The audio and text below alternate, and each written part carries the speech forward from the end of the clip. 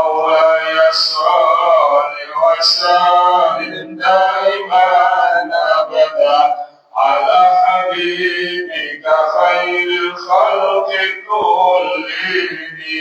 يا رب بالمصطفى بلغ مقاصدنا واغفر لنا ما مضى يا سعى الكرم والحبيب اللهم صل وسلم عليه عهده لكل هول من الأحوال المتقاعدين. يا رب بالمصطفى بلغ مقاصدنا واغفر لنا ما مضى واسع الكرم. اللهم صل وسلم وبارك عليه وعلى آله. Bismillahirrahmanirrahim. Bismillah, alhamdulillah, wassalatu wassalamu ala rasulillah Sayyidina Muhammad ibn Abdullah wa ala alihi wa sahbihi wa man wala wa la hawla wa la quwata illa billah. Subhanaka la ilma lana illa ma 'allamtana innaka antal alimul hakim. Rabbi shrah li sadri wa yassir li amri wa hlul 'uqdatam min lisani yafqahu qawli. Bijahin nabi wa sahbi wal ali subhanallah walhamdulillah. ولا إله إلا الله والله أكبر ولا حول ولا قوة إلا بالله العلي العظيم عدد لكل حرف كتب أو يكتب أبد الآبدين والدهر الداهرين. السلام عليكم ورحمة الله تعالى وبركاته. Alhamdulillah, ma'asyarul hadirin wal hadirat rahimakumullah.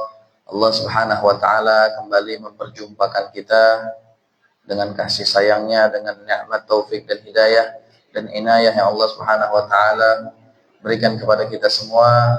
Maka dari itu alhamdulillah, suatu nikmat yang besar yang patut kita syukuri. Mudah-mudahan dengan kita bersyukur atas nikmat Allah Subhanahu wa taala, Allah taala senantiasa menambah dan menjaga daripada nikmat tersebut di dalam diri kita semua. Amin ya rabbal alamin. Baik hadirin wal hadirat rahimakumullah. Bapak Ibu sekalian, alhamdulillah malam hari ini kita kembali melanjutkan pengajian kita, rutinitas kita di Masjid Al-Mushanifiyah, Masjid Jami' Al-Mushanifiyah. Alhamdulillah, mudah-mudahan kita semua istiqamah di dalam melaksanakan talabul ilmi ini insyaallah. Baik, kita lanjutkan daripada pengajian kita di dalam pembahasan kitab Fathul Qaribul Mujib fit Targhibi wat Tarhib lil-Allama Sayyid Alawi bin Abbas Al-Maliki rahimahullahu ta'ala. Kita memasuki yaitu qala al-musannif rahimahullahu ta'ala wa nafa'ana bihi wa bi'ulumihi wa bi asrarihi fid darain amin. At-targhibu min katmil ilmi wa min an ya'mal wa la ya'mal wa min an ya'lama wa la ya'mal.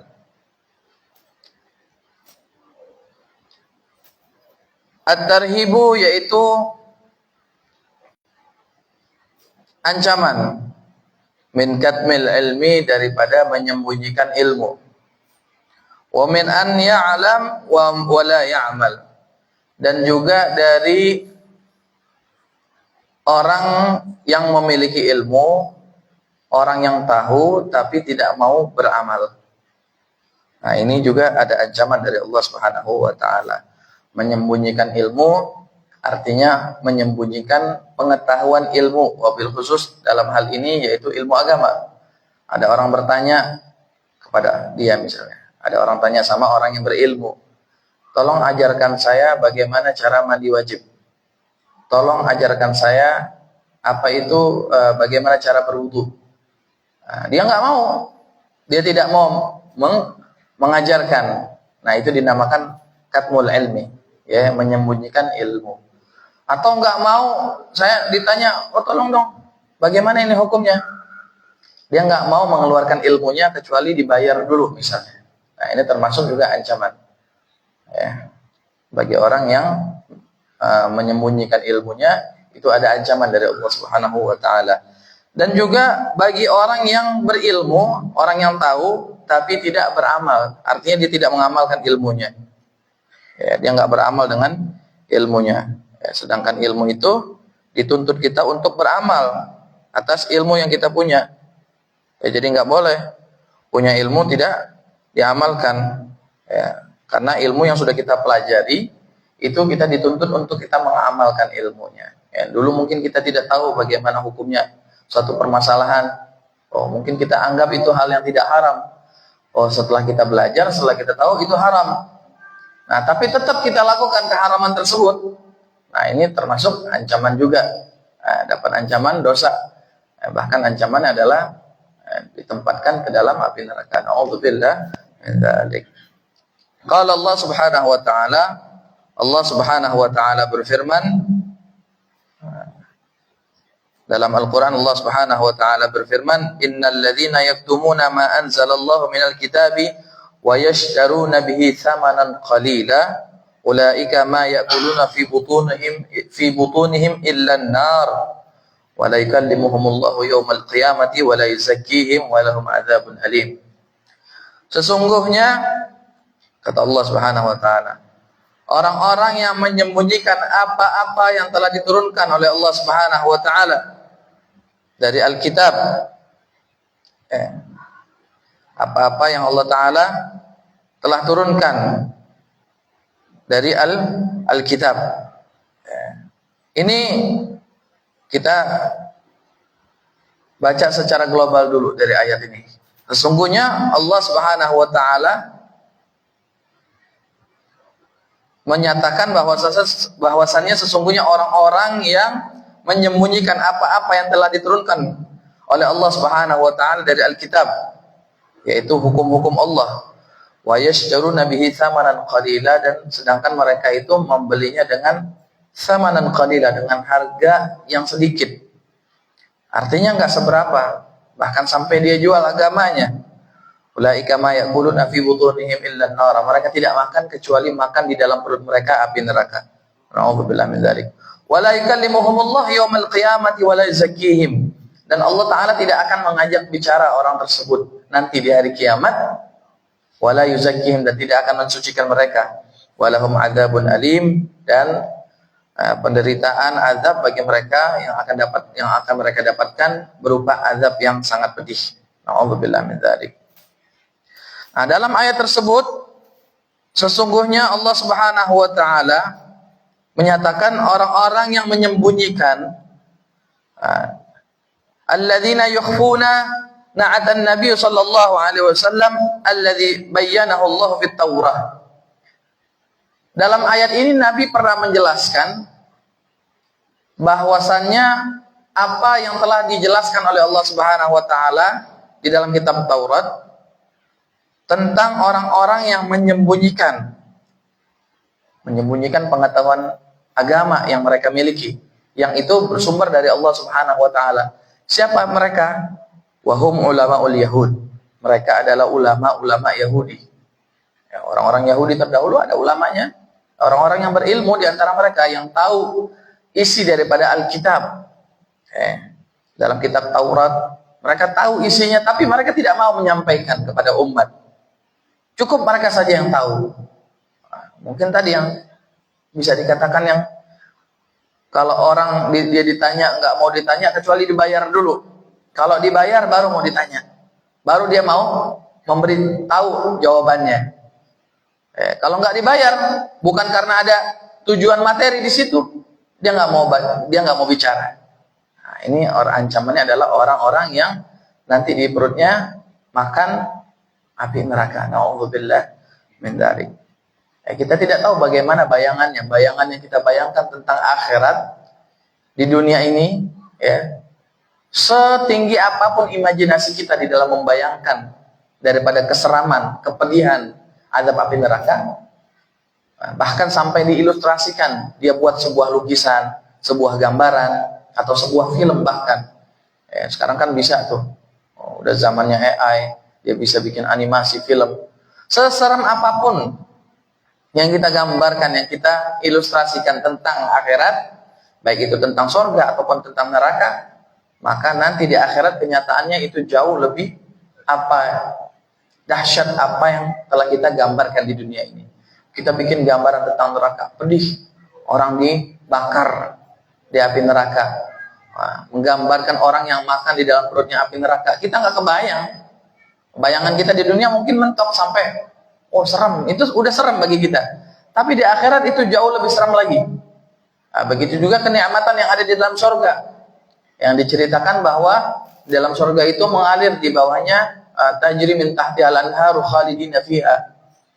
Sungai-sungai mengalir di bawahnya, bahkan ada sungai-sungai susu. Kalau pengen makan buah, nggak perlu metik, nggak perlu manjat pohon lagi. Nah, kalau kita mau musim rambutan, naik pohon, belum digigit semut, belum keinjak dahan patah, belum lagi jatuh ntar. Nah, kalau di surga kagak. Nah, tinggal pengen ini udah ada, turun aja udah. Kita bayangin seindah itu, kenikmatan itu, tapi di surga lebih indah daripada yang kita bayangkan. Begitu juga neraka. Neraka serem kita bayangin, tapi nanti kenyataan di neraka itu jauh lebih serem lagi. Na'udzubillah min dzalik. Nasallallahu ta'ala al-'afwa wal 'afiyah. Amin ya rabbal alamin. An Abi Hurairah radhiyallahu anhu anna Rasulullah sallallahu alaihi wasallam qala. Dari Sayyidina Abu Hurairah radhiyallahu an,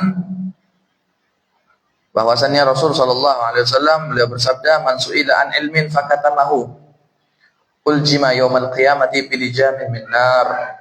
Barang siapa yang ditanya tentang ilmu, tentang satu ilmu, fakatamahu, lalu kemudian dia bungkam, dia sembunyikan, dia nggak mau bicara tentang ilmu yang ditanya, maka uljima yaumal qiyamati bilijamin min nar.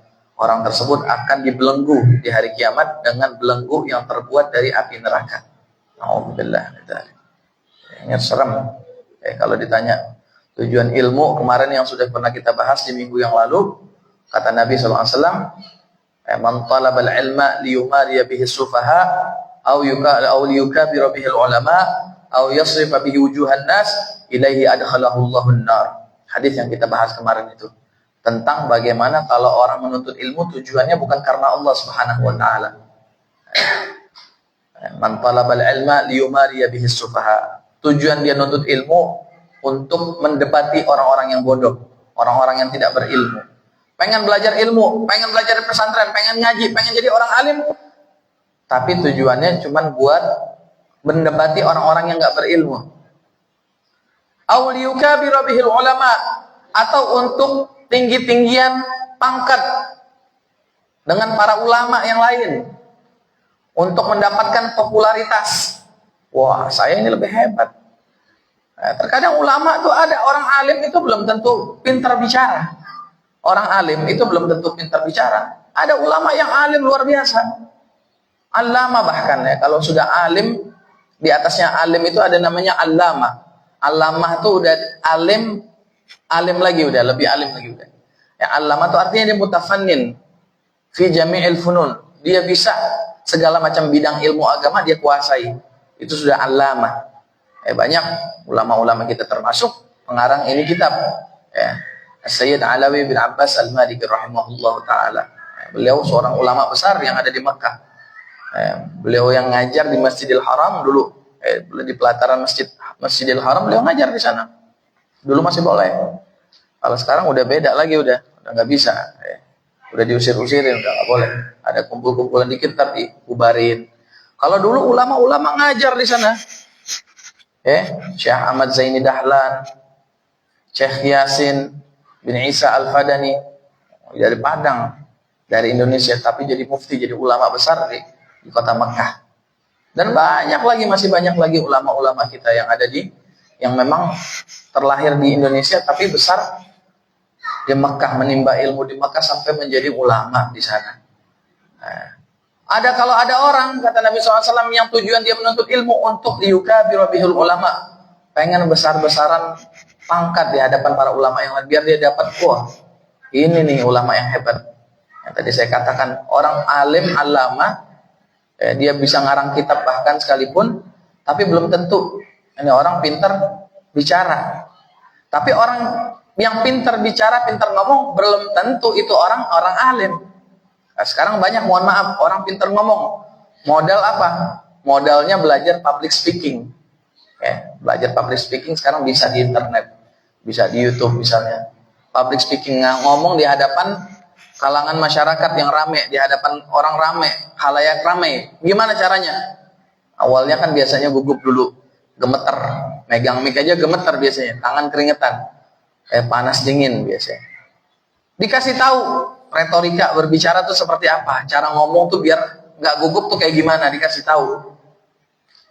Nah itu bisa dia pelajari. Tapi tadi ulama, jadi bukan menjadi barometer, bukan menjadi patokan. Orang pintar ngomong terus dia alim, enggak juga.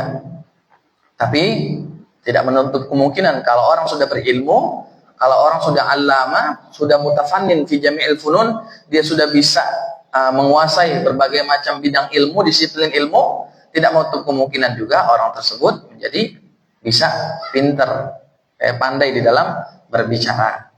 Terutama memang yang mereka bicarakan itu memang manfaat sekali untuk umat, yang dinanti-nanti oleh umat. Ulama mereka berbicara, itulah memang emas atau mutiara yang ditunggu-tunggu sama umat. Orang kalau di dalam hadir majelis ilmu itu sama seperti orang yang sedang mendapatkan harta warisan. Kayak orang yang lagi hadir di masjid, terus di masjid itu dibagiin harta warisan. Gambarannya seperti itu. Orang yang hadir majelis ilmu. Nah, itu pernah satu hari Abu Hurairah radhiyallahu an, beliau memasuki pasar. Kemudian beliau datangin orang-orang yang lagi jualan di pasar, ditanya sama beliau, sama Abu Hurairah. Ya ahlas suq, ma a'jazakum. Wahai orang-orang pasar, para pedagang. Kalau bahasa sekarang, para pedagang. Ma a'jazakum, apa yang bikin kalian ini malas? Kalian tahu nggak? Di sana di masjid Nabi, di sana Nabi sedang bagi-bagi warisan. Mereka tanya, di mana? Beliau katakan di masjid. Akhirnya mereka berbondong-bondong. Tadinya Abid lagi jualan, dengar ada yang lagi bagiin warisan.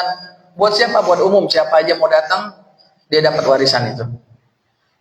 Kalau kita dengar begitu, ada orang yang bagiin duit, ada dapat info gitu, bentaran doang, kagak pakai lama. Kirim di grup WA, udah rame, viral. Wow, ngumpul di Masjid Al-Musanifiyah. Besok habis sholat Jumat, ada bagi-bagi duit, satu orang gocap misalnya. Satu orang 50.000. Kira-kira di masjid penuh apa kagak nih? Belum sholat Jumat, orang udah bondong-bondong nih, biar dapat sop yang paling depan. Ada. Apalagi edisi terbatas, duitnya terbatas. Cuman bagian sop-sop yang awal-awal aja, yang belakangan wallahu alam. Kalau masih ada sisa dia dapat, kalau enggak, ini penuh pasti masjid, udah yakin. Ini di orang-orang pasar dibilangin begitu, ini warisan.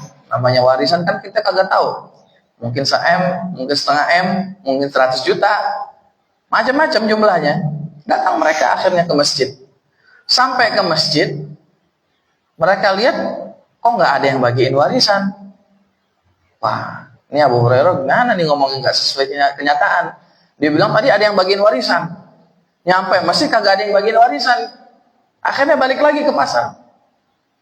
Wahai Abu Hurairah, apa yang engkau katakan tadi apa?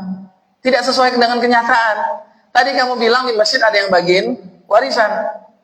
Kami sudah datang ke sana, nggak ada yang bagiin warisan.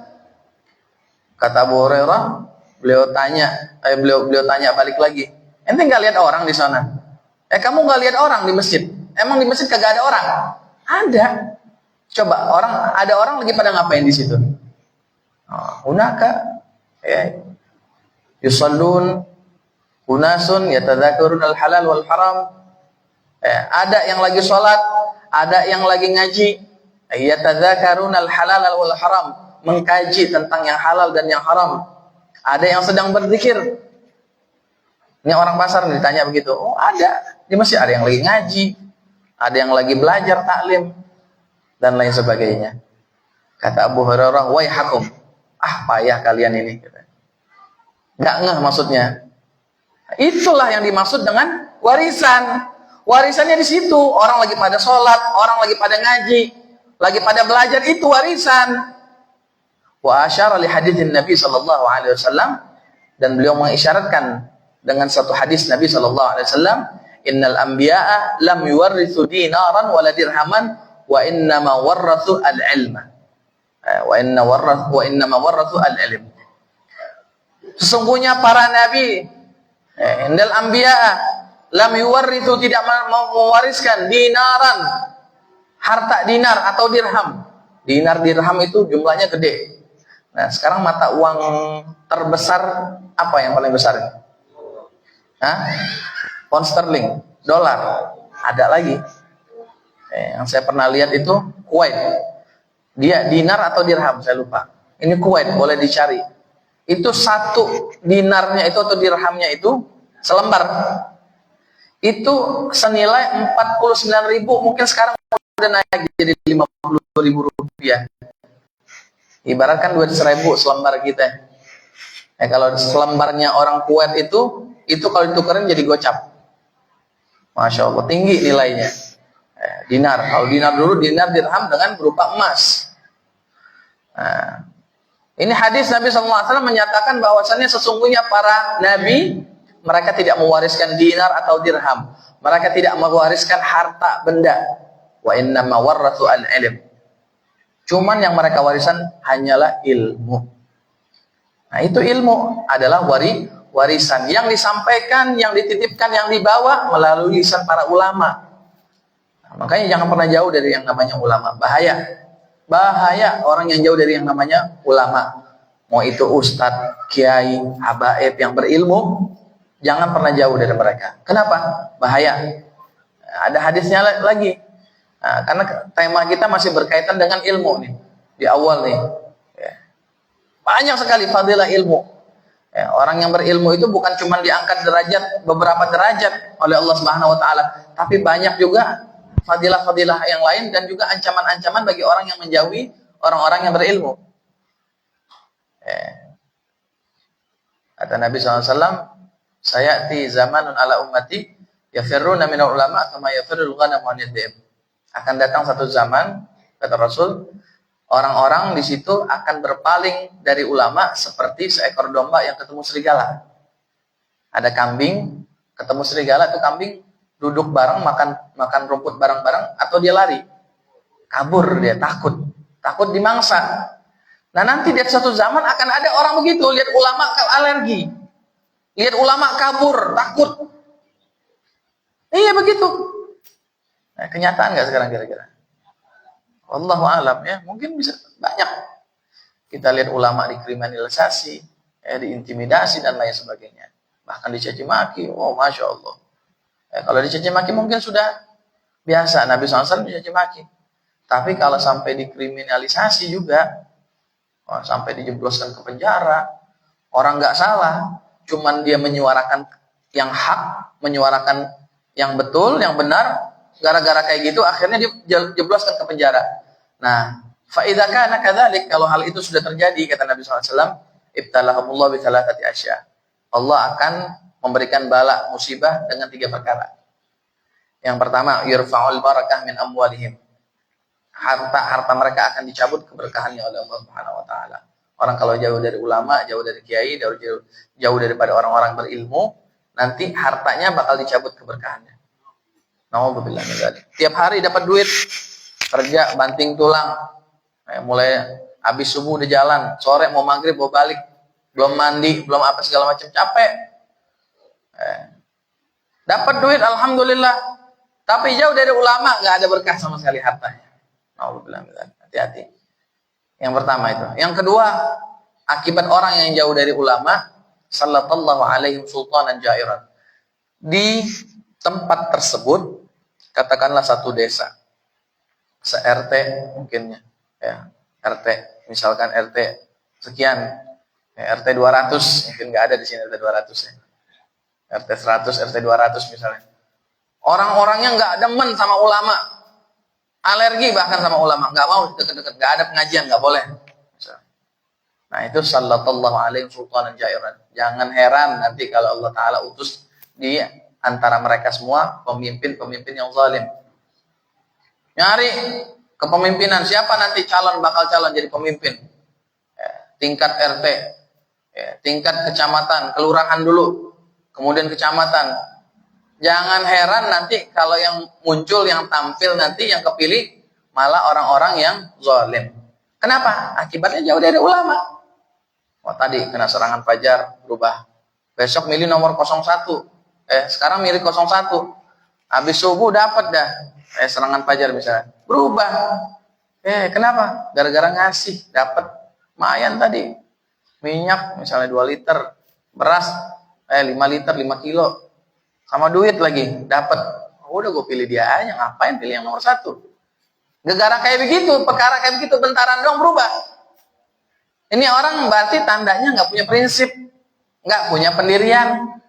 Padahal pilihan kita itu di dalam memilih itu nanti ditanggung, diminta pertanggungjawaban oleh Allah Subhanahu Wa Taala. Nggak cuma sekedar nyoblos doang selesai di situ, enggak.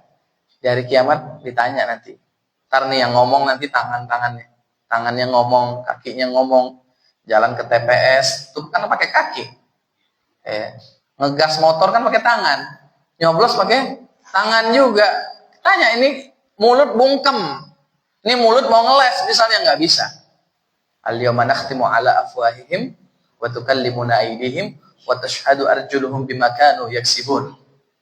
Hari ini nanti, artinya di hari kiamat, kata Allah Subhanahu wa taala, nakhtimu ala afwahihim, kami bungkam mulut-mulut mereka. Wa tukallimuna aydihim. Sekarang giliran tangan-tangan mereka yang ngomong, yang bicara. Oh, ini dulu, ini tangan gue nyoblos nomor 2 nih gegara minyak goreng nih. Oh, pantes, cuman gegara minyak goreng.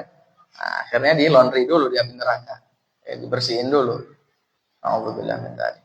Wa tukallimuna aydihim. Tadi tangan mereka, wa tashhadu arjuluhum bima kanu yaksibun. Kaki mereka bersaksi terhadap apa yang telah mereka lakukan, yang mereka perbuat. Waliyadzubillah min dzalik. Udah, intinya kita ini harus berada dalam maqam, dalam keadaan muraqabah. Imam Ghazali menjelaskan itu tentang kedudukan maqam atau keadaan-keadaan setiap manusia. Ada tingkatan-tingkatannya. Ada yang namanya dalam maqam muraqabah. Oh, kalau udah muraqabah tuh hebat, luar biasa. Artinya setiap gerak-gerik kita berasa terus, kayak kita ini dilihatin terus sama Allah Subhanahu wa taala, dipandang terus. Mau maksiat, wah Allah Taala ngelihat kita, takut. Nah, ini sifat mukmin yang sejati begitu. Kenapa itu bisa ada? Karena ada ilmu. Makanya kata Sayyidina Ali bin Abi Thalib, al-ilmu yahrusuka wa anta tahrusul mal. Ilmu yang menjaga kamu, sedangkan kamu yang menjaga harta. Kita punya harta, punya duit, kita jagain. Punya kendaraan, baru beli, mulus, masih kinclong. Kena baret, waduh. Baret siapa nih nyenggol nih? Dah, benerin dah, kepikiran dia. Dia benerin, dia rapiin. Kita yang jaga itu harta. Kunci jangan digantungin di motor, tapi disimpan, kuncinya double. Gembok lagi sekalian, udah dirantai. Biar apa? Biar kagak hilang. Artinya manusia menjaga harta. Tapi sedangkan al-ilmu yahrusuka. Sedangkan ilmu lah yang menjaga kita semua. Pengen maksiat, mikir. Wah, ini dosa, nggak boleh. Kenapa? Karena tahu, punya ilmunya. Oh, ini nggak boleh, ini haram. Oh, ini zalim. Oh, ini korupsi kalau kayak begini. Oh, ini zalim sama orang lain, nyakitin orang lain. Ngomong kayak begini nggak baik. Bisa nyakitin orang lain. Walaupun dia nggak terluka secara fisik, tapi batinnya terluka, tetap juga nggak boleh. Nah, ini karena ilmu yang jaga kita, sedangkan kita yang jaga harta. Nah, lebih mulia mana kira-kira? Kita dijagain sama ilmu, apa kita jadi tukang jagain harta? Ilmu yang jaga kita. Nah, bahkan jaganya bukan di dunia doang, di akhirat pun kita diselamatkan dengan ilmu yang kita punya. Maka alhamdulillah, suatu nikmat yang besar yang Allah Ta'ala berikan kepada kita semua, dengan kita hadir di suatu majelis taklim, suatu pengajian, dengan mudah langkah kaki kita, ini suatu taufik. Allah Ta'ala pengen berikan kita taufik, petunjuk. Dimudahkan kita di dalam langkah kaki kita dalam menuntut ilmu agama. Alhamdulillah. Nah, tadi orang yang ditanya tentang satu ilmu, fakatamahu uljima yaumal qiyamati bilijamin min nar. Orang kalau ditanya satu ilmu, kemudian dia sembunyikan ilmu tersebut, maka dia akan dibelenggu nanti di hari kiamat dengan belenggu yang terbuat dari api neraka. Na'udzubillah min dzalik. Ini enggak kebayang seperti apa bayangannya itu gambarannya. Nah, kemudian wa akhraja Muslim wa ghairihi annahu sallallahu alaihi wasallam kana yaqulu, dan diriwayatkan juga hadis ini dari Imam Muslim dan selainnya bahwasannya Rasul sallallahu alaihi wasallam beliau pernah bersabda, beliau pernah mengucapkan, Allahumma inni a'udzubika min ilmin la yanfa' wa min qalbin la yakhsha' wa min ad'iyatin la yustajabu laha. Ini doa mungkin sering dibaca sama para imam-imam mungkin habis salat biasanya. Allahumma inni a'udzubika min ilmin la yanfa' wa min qalbin la yakhsha' wa min ad'iyatin la yustajabu laha. Ustaz dibaca di mana-mana. Ini doa Nabi SAW. Artinya apa? Allahumma inni a'udzubika min ilmin la yanfa'. Ya Allah, aku berlindung kepadamu dari ilmu yang tidak bermanfaat. Ilmu ada dua macam. Ada ilmu yang bermanfaat, ada yang ilmu tidak bermanfaat. Ilmu yang bermanfaat adalah ilmu yang memberikan kebaikan kepada si pemilik ilmu tersebut. Membawa kebaikan, membawa kemanfaatan. Tapi ilmu yang tidak bermanfaat, dia punya ilmu, tapi dia gunakan ilmu tersebut untuk kepentingan pribadinya. Ini kita bicara tentang ilmu agama. Tujuan dia tanya, gimana? Saya mau ngundang ustadz, misalnya. Saya mau ngundang ustadz untuk apa? Untuk khutbah misalnya. Khutbah Jumat di mana masjid ini misalnya. Berapa lo mau ngasih gua? Wah, belum diundang aja udah nanya. Udah nanya targetnya udah. Kalau aneh biasanya kalau di ini sekian. Katakanlah aneh biasanya kalau sekali naik mimbar aja nih, baru naik ngelangkain satu kaki dua tangga aja udah gope misalnya udah 500.000. Apalagi naik turun tangga, beda lagi hitungannya. Belum khotbahnya, naudzubillah min dzalik. Ini ada memang naudzubillah. Ada apa enggak wallahu alam. Tapi saya pernah nemuin juga. Saya pernah menemukan hal itu. Masih syarna Allah dalam tarik. Jangan sampai mudah-mudahan Allah Ta'ala jaga kita di hal-hal tersebut. Amin ya rabbal alamin. Allahumma inni a'udzubika min ilmin la yanfa'. Ini tanda ilmu enggak manfaat tadi. Makanya Nabi betul-betul minta doa sama Allah Subhanahu wa taala, berlindung ya Allah. Jauhkanlah aku ya Allah, lindungilah aku dari ilmu yang tidak bermanfaat. Wa min qalbin la yakhsha', dan dari hati yang tidak khusyuk. Hati yang tidak khusyuk, ini juga bahaya.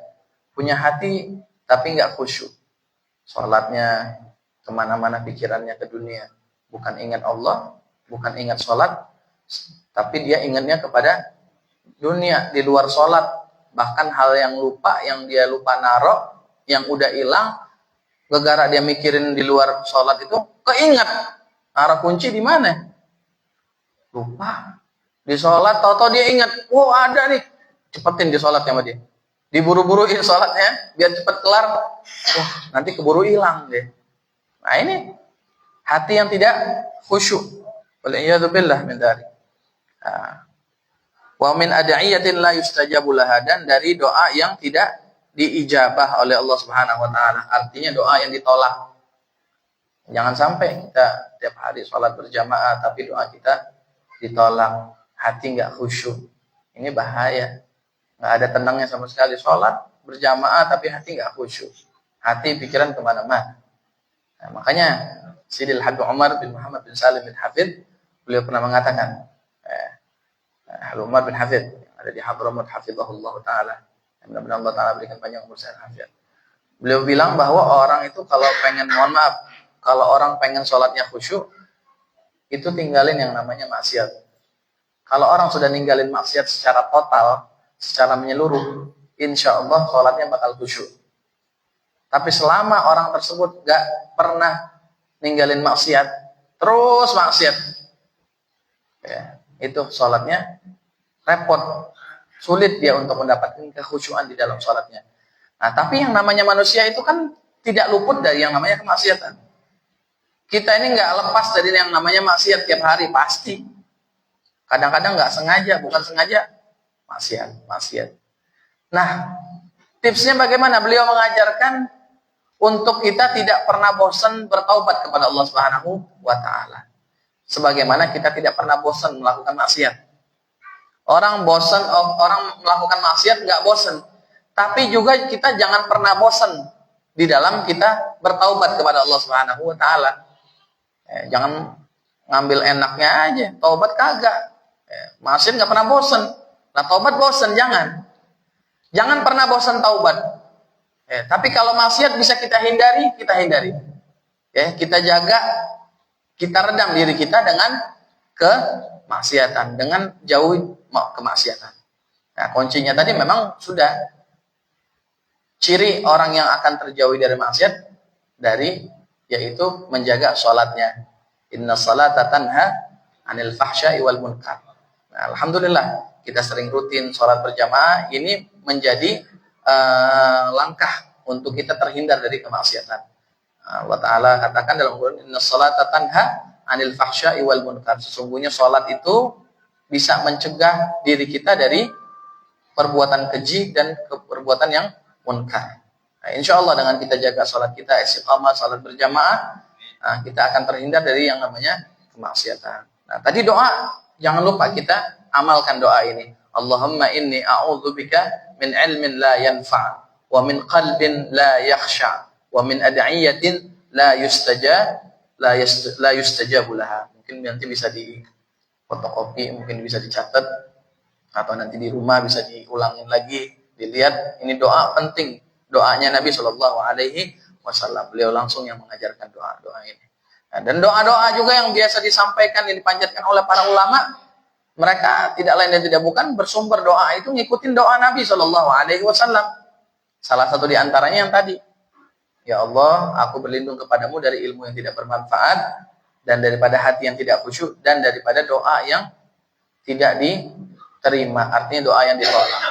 Nah, kalau ini menjadi kebalikannya, ya Allah, Allahumma inna nas'aluka min ilmin nafi'in. Ya Allah, aku minta kepadamu, ya Allah, berikanlah aku ilmu yang manfaat. Dan juga apa? Wa min qalbin khashi'in. Ya Allah, berikanlah aku ilmu hati yang khusyuk. Kan enak udah dapat ilmu manfaat, hati khusyuk. Wa ad'iyatin mustajab. Ya, mustajabah. Doa-doa yang selalu diijabah sama Allah Subhanahu wa taala. Doa ini minta, ya Allah, berikanlah aku rezeki, ya Allah. Jangan banyak-banyak lah hari ini, 10 juta aja udah. Alhamdulillah kabul doanya. Enak kan begitu? Nggak perlu capek-capek. Syaratnya tadi, tipsnya tadi, ditinggalkan yang namanya keburukan, yaitu kemaksiatan. Nah, dalam syarah disebutkan, Allahumma inni a'udzubika, ya ini ay altaji'u ilaika, aku bersimpuh kepadamu. Jadi jangan cuma minta, ya Allah, selewat di lisan saja, jangan. Tapi saya betul-betul ngarep kepada Engkau, ya Allah. Saya bersimpuh, ya Allah, berikanlah aku betul-betul, ya Allah, tolong ya Allah. Ini Allah model dengan hamba yang kayak begini demen. Sangat senang, sangat cinta kepada hamba yang betul-betul mengemis kepada Allah Subhanahu wa taala, minta kepada Allah Subhanahu wa taala. Dan Allah Taala sangat cemburu kepada orang yang nggak mau minta doa kepada Allah Subhanahu wa taala, malah dipersulit. Kita ngarepnya bukan ngarep kepada Allah, tapi ngarep kepada manusia. Ngarep ada orang kaya misalnya, mohon maaf, ada orang kaya, kemudian kita ngarep, oh kita baikin dia aja, kita hormatin dia. Itu ada orang kaya, kita baikin, kita hormatin, kita bantu dia. Siapa tahu dapat cipratannya. Siapa tahu dapat percikannya misalnya. Ini orang yang model begini, ada hadis yang berkaitan tentang memuliakan orang kaya karena kekayaannya. Nah, dalam satu hadis disebutkan man inhana li ghaniyin li ghinahu dhahaba thulutha dinihi atau kama qala Rasulullah SAW. Barang siapa yang memuliakan orang kaya, li ghinahu, karena kekayaannya, dhahaba thulutha dinihi, 2/3 agamanya hilang. Nabi yang menyampaikan hadis ini. Bahkan dalam kitab Fathul Mu'in juga pernah Al-Fakir baca. Di ta'liknya itu di dalam satu pembahasan di situ tentang orang yang memuliakan orang kaya. Itu nggak boleh. Karena apa? Karena kekayaannya. Ada orang kaya, wow tajir nih orang nih, melintir. Kita deketin, kita baik-baikin. Biar apa tujuannya? Biar dapat cipratannya. Lumayan sehari jual misalnya gocap, cepet misalnya 100.000, 50.000 tiap hari tapi rutin. Ya udah nggak usah gawe dia berarti udah. Gawenya cuma muliain aja udah, bukain gerbang misalnya. Lain hal kalau dia kerja beda lagi. Nah ini kagak. Nyari perhatian aja. Nah ini bahaya. Semacam ini adalah akibatnya 2/3 agamanya hilang. Waliyadzubillah min dzalik. Artinya pengharapannya dia bukan kepada Allah lagi, sudah di situ. Lama-lama dia udah nggak ngarep sama Allah Subhanahu wa taala. Kapan nih orang kagak ngasih, sakit hati dia. Tapi kalau kita ngarep kepada Allah Subhanahu wa taala, Allah taala nggak pernah mengecewakan hambanya, nggak pernah. Mungkin hari ini kita doa sama Allah Subhanahu wa taala, minta ya Allah berikanlah hamba rezeki, belum dikasih. Mungkin Allah taala pengen ngasih kita di waktu yang tepat. Di waktu yang tepat yang saat itu kita bisa untuk apa? Menerimanya dengan baik, kita gunakan hartanya dengan baik. Mungkin tadi sampai kalau orang dikasih yang namanya istidraj. Istidraj itu artinya orang yang dikasih kelebihan sama Allah Subhanahu wa taala tentang suatu perkara, ya, dia kasih kelebihan harta, nyari duit nggak pakai sulit, nggak pakai repot, pokoknya mah gampang aja ada. Nah, hati-hati, kadang-kadang ada sebuah istidraj juga yang Allah taala kasih kepada orang. Pengen beli ini ada, tapi hartanya nggak membawa keberkahan, bahkan hartanya itu memudahkan dia di dalam kemaksiatan. Oh pengen ke sono, ya, pengen, mohon maaf, pengen minum-minuman, duit gampang, ajak teman-teman. Nah, nyari duitnya nggak pakai sulit, ada aja terus kerjaan. Nah ini hati-hati, bisa jadi itu adalah istidraj. Na'udzubillah min dzalik. Yang mendingan harta udah, kapan kita pengen butuh ada, Allah Taala kasih cukup tapi berkah, ataupun sedikit nggak masalah, sedikit tapi berkah. Dan plus lagi lebih enak lagi, tidur bisa nyenyak, kagak ada utang. Nah, itu betul banget tuh.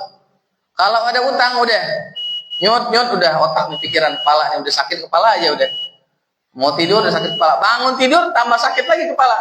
Mikirin apa? Gimana utang nih? Ini udah deket jatuh tempo, gimana bayarnya? Makanya jangan pernah lepasin. Ada juga doa Nabi Shallallahu Alaihi Wasallam.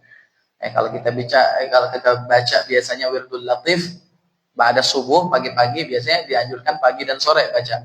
Di antara doanya lagi adalah Allahumma inni a'udzubika minal hammi wal hazan wa a'udzubika minal azzi wal kasal wa a'udzubika minal jubni wal bukhul wa a'udzubika min ghalabatid daini wa qahrir rijal. Ini doanya Nabi Shallallahu Alaihi Wasallam. Kalau kita amalin, insya Allah kita akan terlepas dari yang namanya utang. Hidup tenang, nggak punya utang, itu paling enak udah. Jangan sampai lagi, apalagi sampai pinjol-pinjol kayak gitu, tinggalin dah. Yang udah terlanjur, yang udah kecebur sama pinjol, udah ada duit, ada rezeki, bayar, tutup semua, akunnya tutup, selesaikan itu. Jangan sampai kita terjerat dengan yang namanya pinjol, karena itu kita dimanjakan oleh pihak mereka itu. Terus terang saja, Al-Fagir pernah jumpa dengan teman Al-Fagir, dengan teman saya. Dia dulunya hobi banget itu, yang namanya judi online itu. Bukan judi online, pinjaman online. Ngutang, bayar, minjam 3 juta, bayarnya 4 juta atau 3,5 juta. Tetap, walaupun minjam 3 juta, dia bayar 3.100.000 rupiah, tetap itu jadi riba. Dan satu-satunya maksiat, dosa yang ditantang perang sama Allah Subhanahu wa taala adalah riba. Maksiat minum khamar enggak ditantang perang sama Allah taala. Maksiat apalagi yang lain enggak. Tapi kalau maksiat riba, itu satu-satunya maksiat yang ditantangin perang sama Allah Subhanahu wa taala.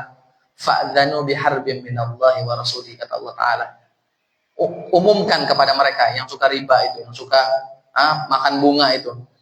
Biharbim minallahi wa rasulih, untuk berperang dengan Allah dan Rasulnya. Nah loh, siapa kita? Siapa kita yang bisa sanggup ngelawan Allah Ta'ala dan Rasulnya? Satu-satunya maksiat yang ditantangin perang cuman itu doang, cuman riba. Cari di Al-Quran, cuman riba doang yang ditantangin perang, yang lain enggak. Allah Ta'ala bukakan pintu taubat buat orang yang maksiat. Nah, artinya buat yang riba bukan nggak dibuka pintu taubat, dibuka pintu taubat selagi kita mau berubah. Nah, ini doa tadi kalau kita amalkan, Allahumma inna na'udzubika min ilmi, Allahumma inna apa? Allahumma inna na'udzubika apa?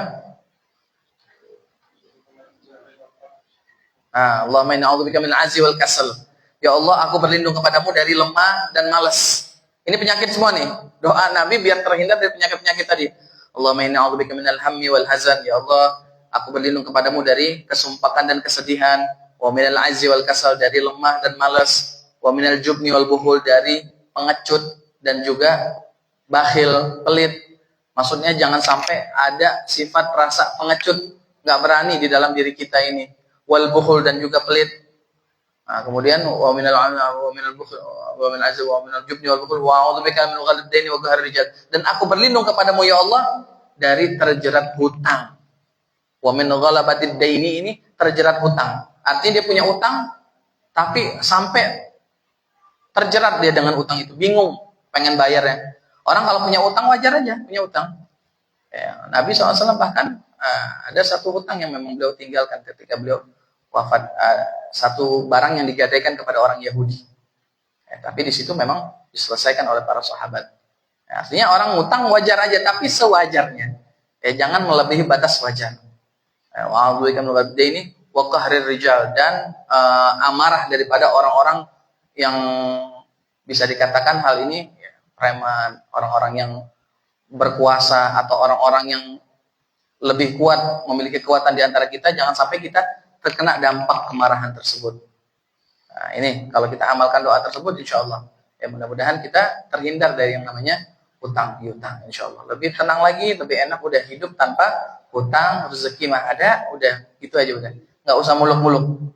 Dapat sekian tapi nggak usah banyak berekspektasi tinggi, pengen punya ini punya itu.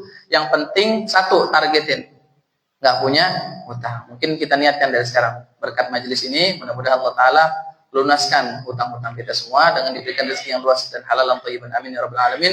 Wa ila hadratin Nabi Muhammad sallallahu alaihi wasallam bisirril Fatihah. Bismillahirrahmanirrahim. Alhamdulillahirabbil alamin.